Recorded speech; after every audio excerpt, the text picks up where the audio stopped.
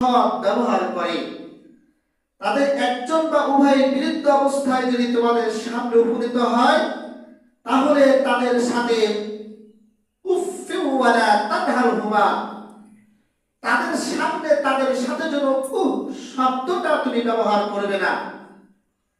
এমন কোন শব্দের দ্বারা তোমার কাছে কষ্ট পায়, সেই শব্দ তুমি তাদের সামনে কি করবে না, উচ্চারণ করবে না। 23 এবং 24 নম্বর আয়াতে আল্লাহ সুবহানাহু ওয়া তাআলা এই কথা বলে দিচ্ছেন। তারপর আল্লাহ তাআলা বলেন, আখফিদ লাহুমা জানাহাদ যুল্লি মিনার রাহমা ওয়া কুর রাব্বিরহামহুমা কামা রাব্বায়ানি সাগীরা। শুধু শুধু পৃথিবীতে যে ওরাই শুধু ওর মা বাবার খেদমত করবে, এটাই শুধু ক্ষান্ত নয়, মা বাবার সাথে সুন্দর আচরণ করলেই শুধু ক্ষান্ত হয়ে যায় না। জীবিত অবস্থায় মা পেয়েছে বাবা পেয়েছে, উভয়ের সাথে সুন্দর আচরণ করবে, সুন্দর ব্যবহার করবে।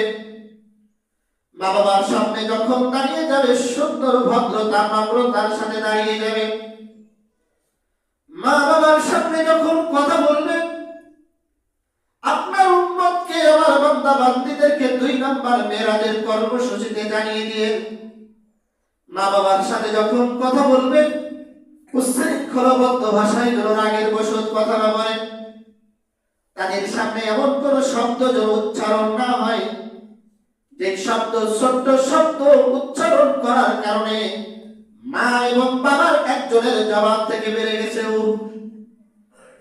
শব্দটা যদি বের হয়ে যায়, ও আমার বন্ধু আপনার উম্মতকে বলে দিয়ে এই শব্দটার কারণে তার দুনিয়া আখিরাত সবকিছু আমি আল্লাহ তাআলা বরবাদ করে দেই। তার দুনিয়াও থাকবে না, আখিরাতও থাকবে না, সবকিছু শেষ হয়ে যাবে।